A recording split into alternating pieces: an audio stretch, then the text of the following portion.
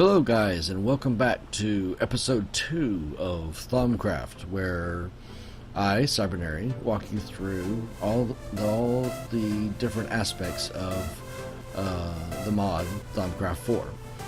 In the last episode we talked about how to get started by making your very first wand, getting a Thaumaturge and a thermometer to be able to start scanning certain things in the world to get the magic essences that you need to do your spells. And then we went through and we scanned about 40 different items to unlock all of our essences, and then we did some basic research. So when we left off, I was talking about research, and I was talking about how you can, there's the 3 different difficulty levels of the research. Real quickly, and I'll refer back to this as we progress through the series. I just wanted to go over some of these notes that I talked about. Inside the basic information tab, we talked about you unlocking all the research in the basic information. Advanced node tapping tree is required for the wand charging station. That's in the Thaumaturgy tab. Inside the Thaumaturgy tab, there are several wands and wand focuses that require infusion and the infusion altar. And we'll talk about the infusion altar later on. There's probably going to be a whole episode dedicated to it. Wand recharge requires node tapping and general tab, which we talked about. And then if you've unlocked all the primal wands when the magic stabs are unlocked, you also get the primal stabs. To unlock magical metallurgy, scan an iron ingot. This will open up the thaumium research. Unlock the alchemy path past Essentia distillation. That is what's needed to unlock infusion. A lot of this stuff is probably going to be is probably going to be for further on. So I mainly wanted to talk about these first 2 because the wand and the wand foci are what we're going to start working on right now. And again, I told you that I'm not going to focus too much on how to do the research. I showed you how to do the research. I just want to show you the items that you can get and what they do. So first, the very next thing on our to-do list is we've got ourselves a wand. We need ourselves an Arcane Workbench. Now this workbench is different in that it can hold a wand and it's a regular workbench. Here's something else that's different. You put things in this workbench, you can walk away and come back to it, and those things are still there. Okay. Now you see these 6 symbols all the way around here. As you start making things, these symbols will pop up with the amount of viz that this recipe will require, and it will be pulling it out of whatever wand that you have put there. As you'll see later on, there will be wands that can hold much more than just your iron cap wooden wand, but we'll have to make those first. To make an Arcane Workbench, you just get a standard Thaumcraft table, which is just one of those, and then right-click it with your wand, and poof, you've got yourself a workbench. Very easy to make. Glass vials, they're also very easy to make, and we'll be using them a lot more when we get into the alchemy. 3 glass blocks and a thing of clay, we'll make 8 of them. Okay. Crucible, when we get into alchemy, we'll be using a crucible quite a bit to combine different items and use the magic that's in them into our to make other items and magics. Again, you get yourself a cauldron, hit it with a wand, and it'll turn into a crucible. And then some of these are just going to be random items that I'll probably go over again in the future, but I did want to touch on them. An item grate. This is something that is part of Thaumcraft. You get yourself a trapdoor and an iron fence, I guess. Iron bars, yes. And combine them like that, and you'll get yourself an item grate. I believe what this does, and I was playing around with this. Here, I've got myself an item grate here, and then a couple blocks down, I've got a hopper leading into a chest, right, with a couple of slabs in it. This is just me playing around. So I'm going to toss that on there. It's going to fall right through the grate and into the hopper, and then into my chest. So I suppose you could have something like this set up where mobs could walk across it. Maybe when mobs die, their drops fall in, but they don't. Different things like that. So instead of them walking around on hoppers where they will kind of glitch down, you could use the item grate for that. But that's something that they kind of add on to. Now, this is important. If you are using Thaumcraft in the normal or hard mode, where you actually have research notes, then throughout the world you'll find these research fragments, which look like this. If you combine 9 of them together, you will get a random research note that you haven't unlocked yet in your Thaumaturgy. So that's kind of a little jump ahead treat for you if you can find some of these. You'll find them in dungeon chests and in the Nether Fortress and other random chests that pop up throughout the world. Maybe sometimes in a village. Just keep an eye out for them. Okay, a warded jar. Again, these we will cover a lot more when we get into the alchemy. But how you make a warded jar, you use glass panes and a slab, and that makes you a warded jar. And then these are the labels for the jar. Ink sac, slime ball, and 4 paper. Get you a stack of 8, I think, labels. So just something to keep in mind. And again, like I said, I will touch on those later on when we get into the alchemy section. Okay, so here we are. We're going to start getting into some of these recipes that require that arcane work table. Everything that's on a green background is going to require an arcane work table, and down at the bottom, I've listed what essence in your wand you need to make this. Now, this is the deconstruction table. And the beautiful thing about the deconstruction table is that it will break down items into their primal essences, and you'll get primal research points for your table using this. Now, it doesn't do it all the time. It's not 100%, but if I was to grab, a stack of cobble, or no, not that, a stack of cobble, and dump it in here, and yes, you can use hoppers to fill this thing up. Then it shows it's going to slowly start breaking those down, and it's not going to give me one every single time. See, every single time it goes down, it's destroying one piece of cobble. But once in a while, it will be able to save or I guess reclaim some of the magic that's in one of these blocks. Cobble's a bad example because there's only sacks of in cobble, and you're gonna have to go. You're probably gonna only get 1 or 2 per stack. So we'll let that run for a second. Again, it's looking for primal essences.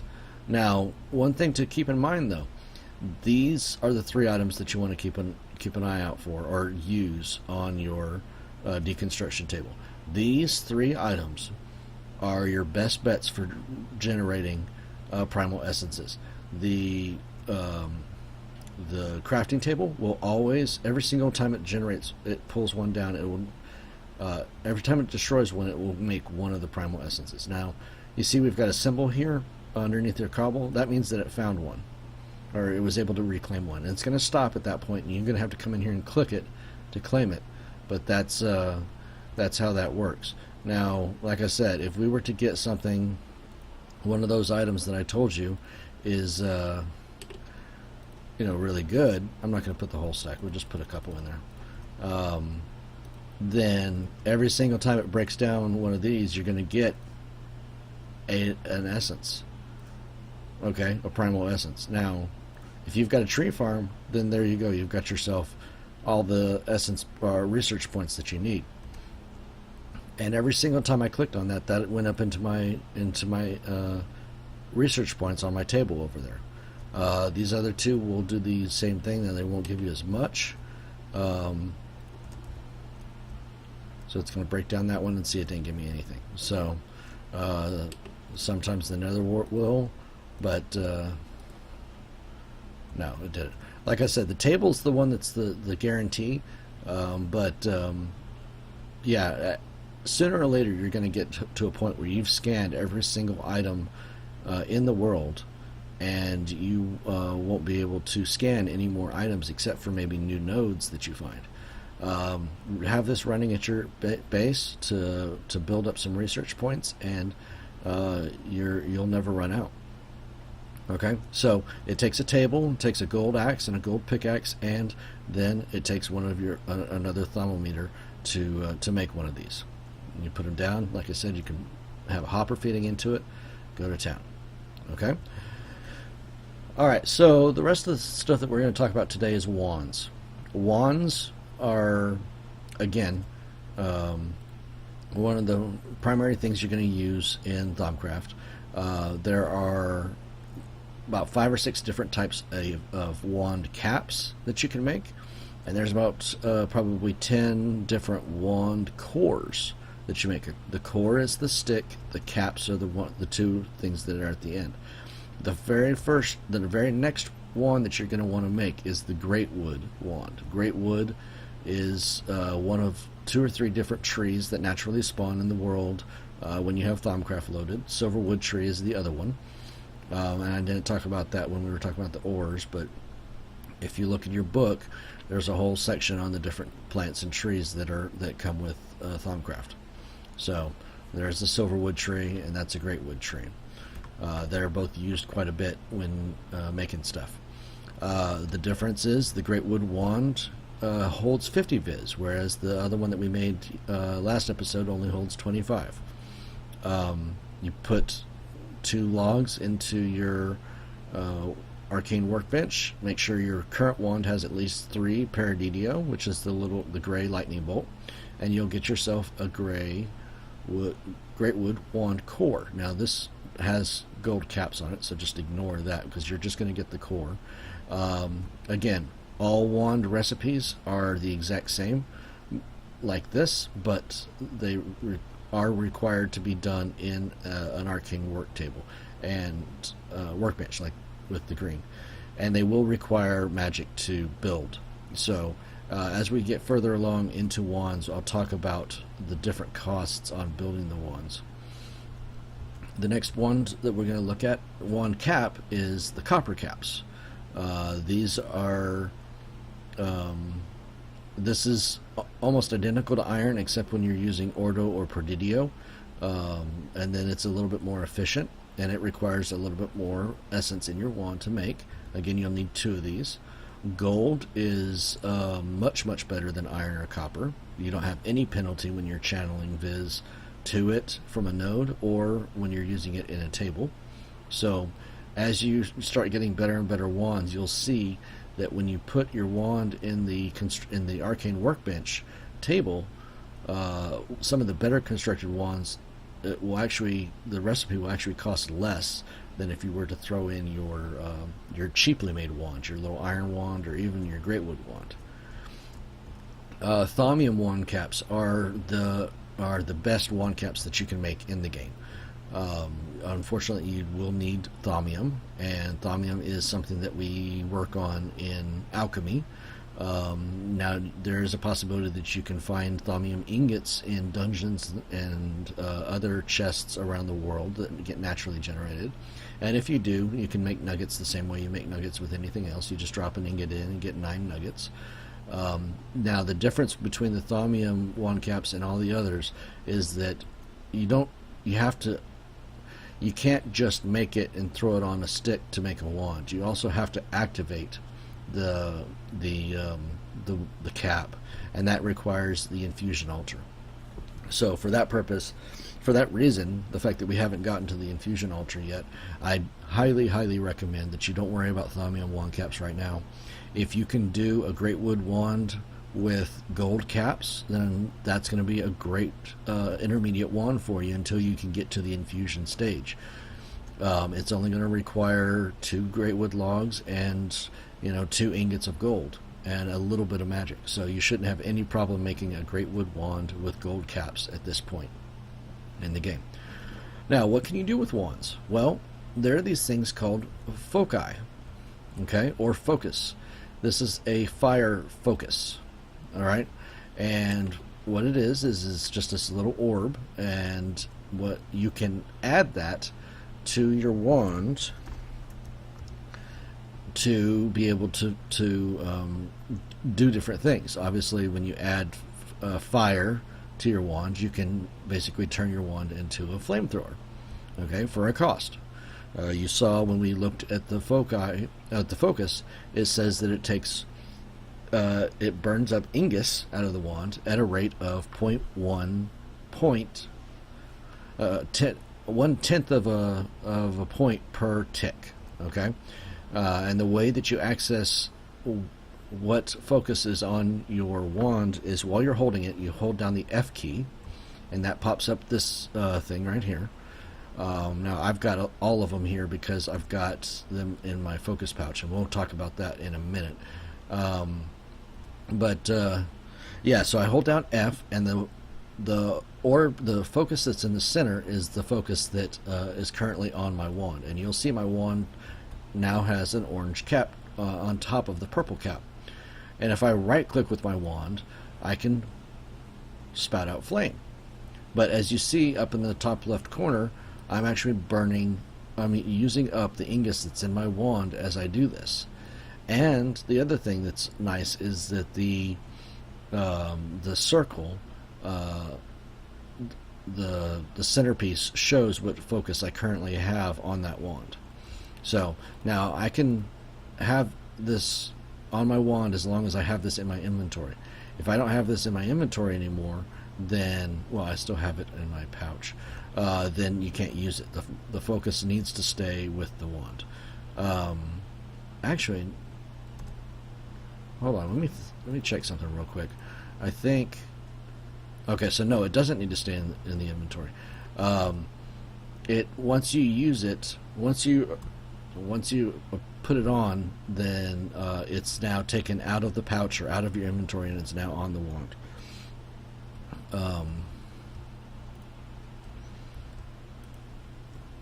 Okay, and then there is a key combination for removing the focus from your wand.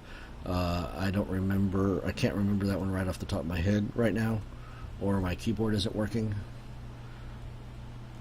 So, okay, there it is. It's Shift F. So if you hold down F, then this comes up. If you pick a focus and you don't want that anymore, hold down Shift and hit F, and it'll take it off. Another nice thing is that if you hold down Shift, you will see a numeric representation of what viz you currently have in your wand up in those little vials in the top left corner. So, okay, so that's what the fire foci does. The next foci, which is called Excavation, does exactly what you think it would. It allows you to help to dig holes. It uses up Terra, I believe. And if you, well, I'm in creative, so let me fix that real quick. If I use my right click on the wand, then it's going to sit there and break blocks for me. So that's how the excavation wand works, and that's how you make it, and that's how much magic you need in your wand to create the focus. The focus. Another wand is called Frost. And as you would guess, that is that uses up aqua at 15/100ths of a point per cast, and Frost is basically shoots out a little ice ball, and it does have knockback. It's great for hitting enemies back away from you. The next one that's on the list here is called Shock. And Shock is a great one if you're a fan of Star Wars, because you basically can just lightning bolt anybody that you want. But I will warn you that there is a drawback to this. If you use this to fight creepers, you will turn the creepers into charged creepers, because they're basically being hit with a lightning bolt. So I would be careful with Shock. Now, if that's what you want, then by all means go for it. So that's how you make the Shock foci. The next one is called Equal Trade. Now this is going to be this is probably going to be the one that you use the most, especially if you do a lot of building. And let me explain why. Where is my Equal Trade foci? I don't seem to have it in here. I don't. Okay, well, let me grab that, put that in my pouch, and I'll show you how to make one of these pouches here in a minute. But it's a great way to hold all of your foci so that you don't have to worry about them cluttering up your inventory. Okay, so let's see how we're going to do this. We say you want to replace a whole bunch of blocks with bricks. Say you don't like slabs. Stone slabs look ugly. But you're going to build a 3-wide road all the way down this path here, and you just don't look forward to the fact that you're going to have to break all these and place down the brick. Well, equal trade, what equal trade does is that it will trade out blocks for other blocks. So if I've got a brick block here, I can shift and right click, and you'll see up in my upper left display, it is now showing that bricks are what it's selected. And you can only select when you shift right click. Now see, that's wood that I'm selected. Shift right click is how you do your selection. Now that I've got the brick selected, all I need to do is left click, and that's going to change that into a brick. And it's breaking it because I'm also in creative. So if I was to go into game mode survival and click on it, it basically pulls those 2 slabs out and puts a brick in its place. Now this isn't creative. It's not going to make bricks for you. It really is pulling the bricks out and pulling the slabs out and replacing them with the bricks. And when you left click, you're doing 1 block at a time. Now be careful when you do the next thing, because if you right click, you'll do an area at a time, and that's how you can do wide roads. If you want, you can just sit there and continue to right click as long as you've got, obviously, as long as you've got bricks. Oh, and I'm not in creative anymore. So yeah, if you've got a big stack of bricks in your inventory and you want to continue on, you can just right click and all the way down the road, and your inventory is going to fill up with what you're pulling up, but it's also going to lay down the blocks that you want it to lay down. Now this isn't the only aspect of this tool that will help you out. Granted, yeah, when you're replacing a lot of blocks, it works wonders. But here's another aspect for you that I didn't even realize until other people showed it to me. This will do any block that you want it to. It will do any item that you want it to. So, as an example, you're down in the lava area mining obsidian, right? Well, obsidian takes a long time to break, even with a diamond pickaxe. Now, I just right-clicked on this torch with my equal trade, and I'm going to come over here to this obsidian, and I'm going to pick up all that obsidian and replace it with torches. And that's how quickly you can mine stuff if you start thinking about equal trade as something to use for mining, because you saw how quickly it was for me to go through and pick up a stack of, not a stack of obsidian, but 16 pieces of obsidian with equal trade. Let your imagination go when it comes to all the different things that you can equal trade out.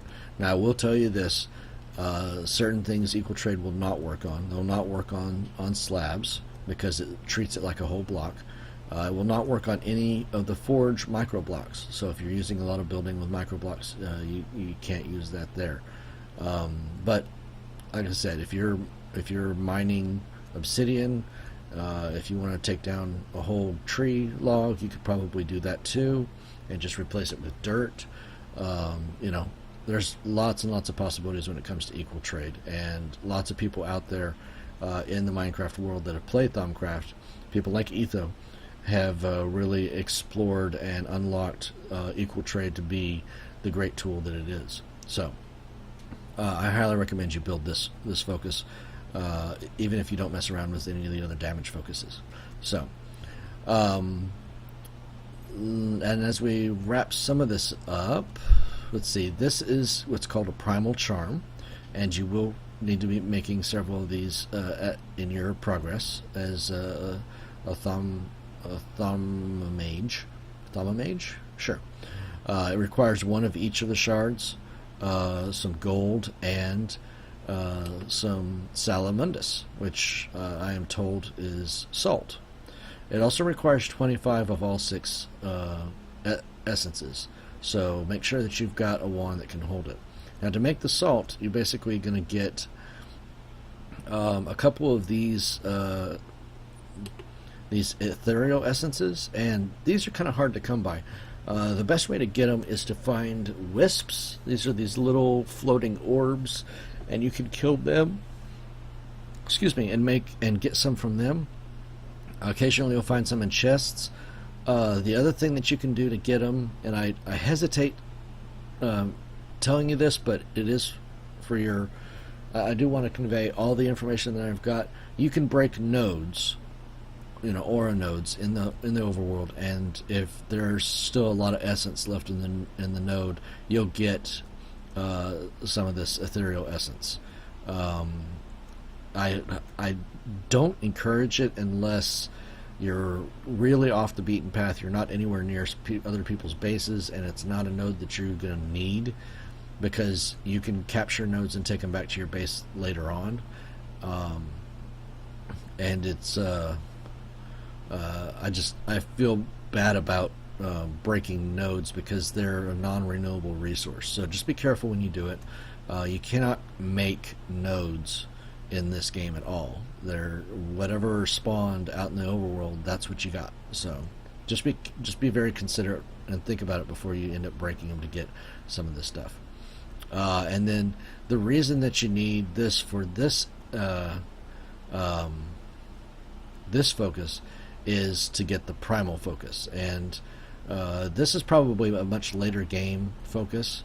For one, the only way to unlock this in your research book is to make one of these little guys and hold it in your hand for a while, and then it'll say that it unlocked some research, and you'll look in and you'll see that you've got a primal focus. And I'll show you why this is more of a late game.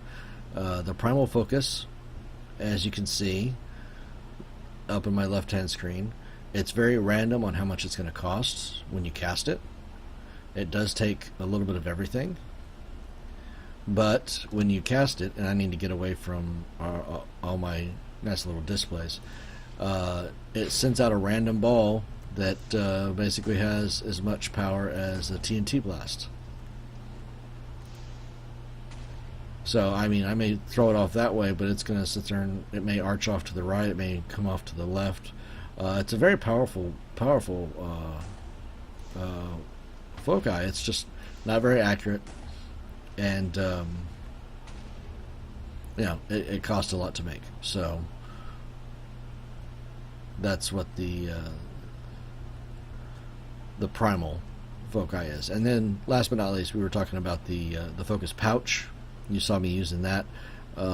It's just 7 leather, a piece of gold, and then some magic, Terra, Ordo, and Prodidio, to make that. And if you're going to make a whole bunch of foci, then I highly recommend that you make yourself a pouch so that you can hold it all there in the pouch and not take up all the inventory. Now, there were a couple other foci that we didn't cover. Those require infusion, and you'll need an infusion altar to be able to make those, and that may be something that we talk about in the next episode. I did want to show you what it looks like when you're absorbing essence from a node. You can tell that when it's done, it's pulled everything, but you can also hold down Shift and see that you're completely full on Ordo, and you only need 2 more for Ingus. So, and I'm going to switch back because I don't want that. I don't want to accidentally blow something up. So, all right, guys. Well, I hope that has been helpful to you as far as getting to know the wands a little bit. When we come back, we're going to go over a little bit more about the wands, because I do want you to. Well, you know what? Hold on.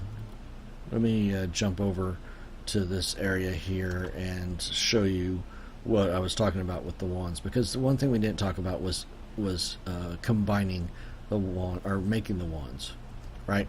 And I built this There's a lot of wand stuff over here with the infusion, but I did want you to at least see this before I leave for today, and I'll touch again on this on our next episode or two when we start talking about some of the more advanced wands and staves. But a great wood wand can hold 50 viz, okay, and there are 4 different types of caps. They start with iron, all the way up to thaumium, okay, and the cost of assembling a wand depends on 1, the core, and 2, the caps that you're using. So what I've got here is a chart that shows how much it costs to assemble a great wood wand with all 4 of the different caps. Now, great wood wands start with a viz cost of 3, and when I say a viz cost of 3, it requires 3 of all 6 primal essences, and then after iron, it adds 3 more to the viz cost for each grade of cap except for the thaumium cap. So to assemble a great wood wand with iron caps, it takes 3 viz of all 6 primal essences. If you want to build it with a copper cap, it takes 6 viz of all 6 primal essences. Again, gold caps, it takes 9 viz of all 6 primal essences. And if you make thaumium caps for it, then it's going to cost 18 viz of all 6 primal essences. Thaumium caps are always double the cost of gold. Okay, so you see kind of the progression of how the costs go up, going from iron caps up to thaumium caps. Now that's for a great wood wand. The other ones that we have here, stamp. I didn't mean to do that. This is a silver wood wand, and I'm gonna have to pull one up real quick here. Where's my wand course? Silverwood rod. Okay, so this is a silverwood wand. It can hold 100 viz, and that's what you saw me using over in the other area. It is probably your go-to wand until you get further up into the staves and stuff, because this is probably your workhorse. It can hold 100 viz, which good 60 to 80% of your recipes will require less than that. The cost on it, again, start at 9, and all silver woods go up by 9 until you get to thaumium. Iron is 9, copper is 18, gold is 27, and thaumium is 54. Now, I will tell you that these are all base costs. There's a lot of things in Thaumcraft that reduce the amount of the cost of things. Remember when we were talking about that gold caps have no viz penalty? If you're using an iron or a copper capped wand to make these, then your base cost is actually going to be more. Now there's different armor and clothing and stuff that you can get that will reduce the viz cost by 5 to 10%, maybe even all the way up to 20%. There's also enchantments that you can use to put on your foci to make things cost less as well. It's called frugal, and we'll get into that as well. So when I'm talking about these costs, I'm always talking about base costs. They may be more, they may be less. Primal wands we'll get into. They start with 6 and go up from there, and then of course we'll talk about staves when we get to that point. Excuse me. Alright guys, well, I think that will about do it for this episode, and give you kind of a sneak peek of where we're at and what we have coming up. There is still a lot to cover, and this is only the second area of the 3 different areas that I've been working on building over the past couple weeks.